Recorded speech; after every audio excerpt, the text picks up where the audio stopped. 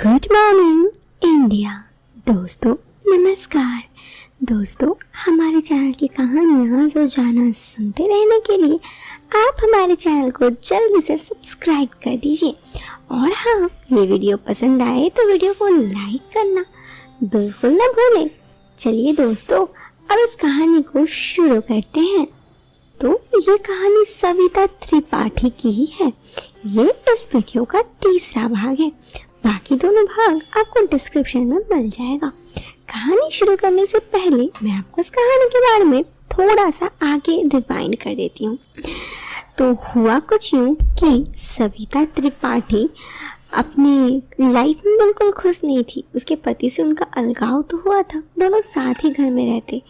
फिर उसकी जॉब लग गई तो उसकी सास उसे जॉब के लिए दूसरे शहर जाने के लिए कही। पहला दिन तो उसने बड़ी ही मुश्किल से अपने चिकित्सा प्रमाण पत्र निकाला और फिर जहाँ पे उसकी जॉब लगी थी वहाँ पे ही एक मकान किराए पे लेके रहने लगी, जहाँ पर वो रात 2 बजे तक बहुत गर्मी से परेशान हो गए बगीचा में घूम रही थी। वहाँ उसकी मुलाकात 2 मजदूरों से हुई। फिर उसके बाद वो घर आ गई। अब आगे अगले दिन मेरी आँख करीब सुबह के 11 बजे खुली, क्योंकि पिछली रात गर्मी की वजह से मैं सही से सो नहीं पाई। उठने के बाद सबसे पहले मैं नहाने गई। जैसे ही मैं नहाकर वॉशरूम से निकली तो किसी ने दरवाजे पे दस्तक दी। मैंने देखा तो मकान मालिक महेंद्र जी सामने खड़े थे। वो मुझे ताक रहे थे। मैंने उनको तांद्रा तोड़ते हुए कहा, बताइए क्या काम है। वो सकपकाते हुए बोले, आपके रूम का दरवाज़ा सुबह से खुला नहीं। मैंने सोचा कहीं कुछ दिक्कत तो नहीं होगी, इसलिए पूछने आ गया। तो मैंने उन्हें अंदर आने के लिए बोला। उन्होंने बताया रात में बहुत गर्मी थी इसलिए नहीं सो पाई, इसी कारण सुबह देर से आँख खुली और अभी 2 दिन तो छुट्टी है तो फिर देर तक सोती रही। फिर ऐसे ही थोड़ी बहुत बात करने लगी तो मैंने मौका देखकर उन्हें कहा, महेंद्र जी आप मुझे गैस सिलेंडर दिलवा दीजिए। देखिए ना अभी तक चाय भी नहीं बन पाई है, खाना भी रोज़ बाहर से ही खाना पड़ता है। वो बोले चाय तो अभी ले आता हूँ। वो जल्दी से मेरे लिए चाय और बिस्किट ले आए। फिर कहने लगे आपने स्कूल से लिखवा ले आइए तो मैं आपको सिलेंडर दिलवा दूँगा। फिर वो चले गए। मैं जीन्स टॉप पहन स्कूल चली गई। मैं लिखवा कर ले आई। घर आते ही महेंद्र जी को कॉल किया तो वो बोले मैं घर के बाहर ही रुको, मैं आता हूँ। वो 2 मिनट में आए और मुझे एजेंसी ले जाकर सिलेंडर दे दिए। वो दिन इसी सब में बीत गया। अगले दिन मैं सुबह 6 बजे उठी। स्कूल मेरा सुबह 8 से 2 बजे तक का था। घर की सफाई की और फिर टिफिन पैक करके नाश्ता बनाया और 7 बजे निकल गई। तब 7 बज गए थे। फिर मैं नहाने गई। नहाकर तैयार हुई। फिर मैंने साड़ी पहनी और उसके बाद मैं देखी अपने आप हल्की सी मेकअप की, होठों में लाली लगाई। मैंने खुद को आईने में देखा तो मैं बहुत ही खूबसूरत लग रही थी। मुझे बहुत अच्छा लग रहा था। अब मैं घर से निकलकर स्कूल आई तो सबकी निगाहें मेरे पे तक ही टिकी थी। छात्र, अध्यापक, स्कूल के स्टाफ, नौकर सब तो मेरी ओर ही देख रहे थे। स्कूल के वंदना के बाद प्रिंसिपल के रूम में गई। उन्होंने बताया मुझे कौन सी क्लास में कब पढ़ानी है। फिर मेरा ये तय हुआ कि दूसरे से चौथे पीरियड तक मुझे 7 से 9 की कक्षाएं पढ़ानी है। दोपहर के भोजन के बाद 5 से 7 पीरियड कक्षा 10 और 12 बजे इंग्लिश पढ़ानी है। अब मैंने पहले पहर में पढ़ाया, कोई दिक्कत नहीं थी। दूसरे पहर में सब 11वीं 12वीं की कक्षा में 18 साल से बड़े ही सब छात्र थे, वो भी मुझे ही देख रहे थे। फिर किसी तरह मैंने उन सबको भी पढ़ा लिया। फिर 7वीं कक्षा के बाद मैं अपने गई तो प्रिंसिपल से बात कर मुझे केबिन भी दे दिया गया। मैं छुट्टी होने के बाद घर आ गई। फिर कुछ खाकर कप ऐसे ही सो गई। मैं शाम में किचन में गई तो मैंने देखा कि किचन के बाहर बरामदे के ऊपर जाली के ऊपर पतली चादर ढकी थी। अब वो हट चुकी थी। मैं समझ गई कि ये काम महेंद्र जी का ही है। अब तक मुझे आसानी से उनको सेट करना था। मैं उन्हें भी पटाना चाहती थी। खैर स्कूल में मुझे मेरा केबिन मिल गया था। उसके चाबी देने प्रिंसिपल मेरे पास आए और मुझे चाबी थमा दी। मैं खुश हो गई, मगर इस खुशी का प्रिंसिपल की मन कुछ और ही था। वो मेरे पास आए और मुझसे थोड़ी बहुत बातचीत की। छुट्टी होने के समय अब मैं अपने केबिन से उठी तो चापरासी आया और मुझे देखा और फिर कहा, मैडम आपको प्रिंसिपल बुला रहा है। इतना बोलकर वो मुड़ गया। उसके जाते ही मैं प्रिंसिपल की कक्षा में गई। पहले से 2 अध्यापक वहाँ बैठे हुए थे।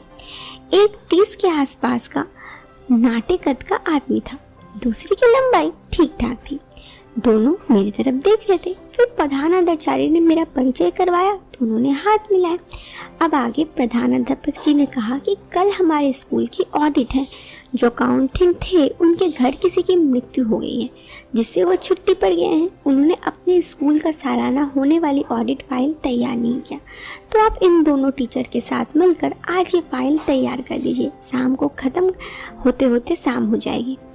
फिर प्रिंसिपल सर चपरासी के हाथों सारी फाइल हमें सौंप दी और हम काम शुरू करने लगे। मैं उन अध्यापकों को साथ अपने केबिन में आ गई। एक को मैंने कंप्यूटर का काम करने के लिए बोला और दूसरी मेरी सहायता गणना करने लगा। अब ये काम करते करते हम लोग काफ़ी थक गए थे। हम लगातार कई घंटों तक काम किए। इसी तरह शाम के हो गई। 7 बजे का समय था। हम थक चुके थे। सबने चाय पीने की सोची तो फिर वो नाटे कद वाला टीचर चाय लेने चला गया। इधर मैं बैठी थी कुर्सी पे। थोड़ा सा आराम से बैठी तो मेरे कंधे दर्द हो रहे थे। ऐसे ही थोड़ी बहुत जो और एक टीचर थे उनसे बात करने लगी।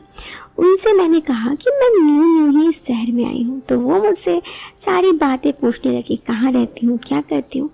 फिर इसी तरह वो तीसरा आदमी भी आ गया जो नाटे कद का। चाय पीते पीते हम तीनों ही बात किए। फिर मैं बोली कि अब तो मैं बहुत थक गई हूँ यार।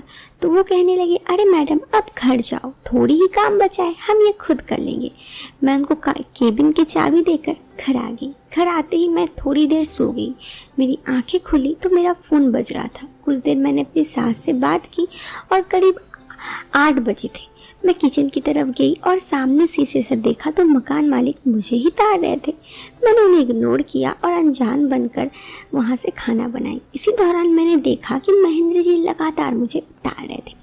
करीब 9:30 बजे खाना खाने के बाद मैं बैठी थी तो बाहर से कुछ आहट सुनाई दी। मैंने झांका तो महेंद्र जी थे। उनसे थोड़ी बहुत मैंने बातचीत की और उनसे स्माइल भी दे दी। वो भी बदले में स्माइल दिए। उसके बाद मैं वहाँ से जाकर सो गई। फिर तैयार होकर दूसरे दिन स्कूल गई और प्रिंसिपल ऑफिस में गई तो पीछे से वो दोनों अध्यापक भी आ गए जिनके साथ कल मैं ये फाइल बना रही थी। उनमें से एक प्रिंसिपल्स को दिखाने लगे और दूसरा मेरे बगल में खड़े थे। मैं भी उन्हें देखकर स्माइल की। कुछ देर बाद प्रिंसिपल ने उन दोनों अध्यापकों को जाने के लिए बोला और मुझे रोक दिया। वो बोले, ये फाइल आपको ही ऑडिट वाले को दिखानी होगी। मैंने हाँ कर दी। फिर अपनी क्लास चली गई। तीसरे पीरियड में जब पढ़ा रही थी तो चपरासी मुझे बुलाने लगा। जब मैं वहाँ अंदर पहुँची तो 4 आदमी बैठे थे। वो मुझे देखते ही आंखें चौड़ी कर दिए क्योंकि मैं ऐसे देख ही रही थी।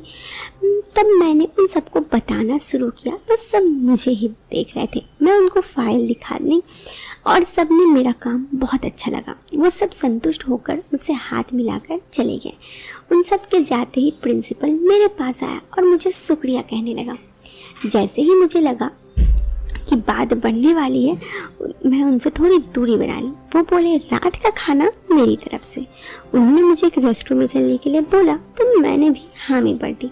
शाम के टाइम मैं बिल्कुल से तैयार हो गई थी। मैंने एक गाउन पहना था छोटे कद का जो मुझ पर काफ़ी अच्छा लग रहा था। उसके बाद फिर शाम के 7 बजे प्रिंसिपल का कॉल आया और कहा, मैं घर के बाहर हूँ, इंतज़ार कर रहा हूँ। मैं जल्दी से पर्स लेकर उनकी गाड़ी में बैठ गई। वहाँ से दोनों बैठकर हम रेस्टोरेंट आ गए। रेस्टोरेंट में उन्होंने खाना ऑर्डर किया और मेरे कपड़ों की भी तारीफ की। मैं हल्का सा मुस्कुरा दी। अब खाना खाकर उन्होंने मुझे पूछा, अब क्या इरादा है? तो मैंने साफ बोला, जो आप चाहे। वो बोले, तो आपके घर चले या होटल? मैं बोली, मेरे मकान मालिक थोड़े ढीले हैं। फिर हम गाड़ी में बैठकर होटल पहुँचे। वहाँ जाकर हमने रूम लिया और जल्दी से सारी औपचारिकता पूरी की। उस होटल में जाकर आगे क्या हुआ वो आपको इस वीडियो के 4th पार्ट में बताऊंगी। अभी अगर आपको ये वीडियो पसंद आई हो तो आप इस वीडियो को लाइक और चैनल पे पहली बार आए हैं तो सब्सक्राइब करें।